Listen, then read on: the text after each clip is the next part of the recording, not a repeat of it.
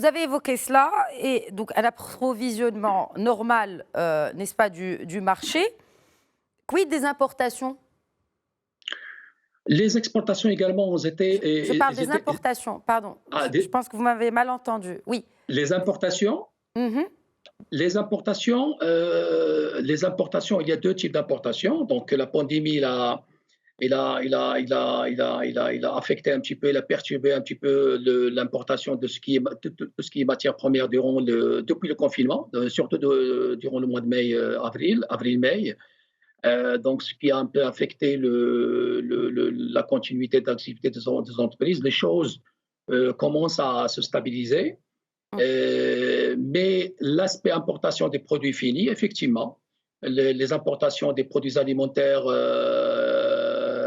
vraiment, déjà, le secteur, il peine, c'est-à-dire vraiment, il souffre certaines filières souffrent des produits alimentaires importés, déjà avant la pandémie. Avec la pandémie, les choses se sont aggravées davantage.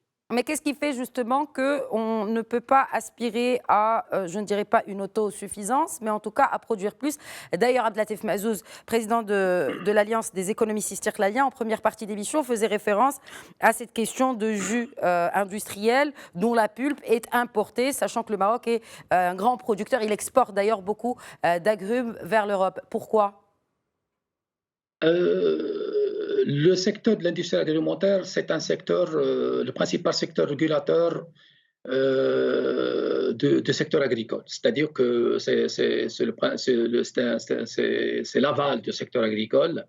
Effectivement, malheureusement, jusqu'à maintenant, le taux d'intégration reste en deçà des aspirations, Mmh. en raison de plusieurs facteurs, hein, en raison de plusieurs facteurs liés parfois à la qualité de la production nationale par rapport aux exigences de nos opérateurs industriels, parfois à certaines dispositions fiscales.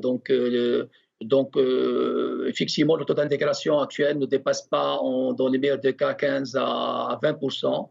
Et dans le cadre de la nouvelle stratégie Green Generation, surtout, on aspire à atteindre un taux d'intégration de 70%, ce qui est très Oui. important parce que toute intégration, ça va permettre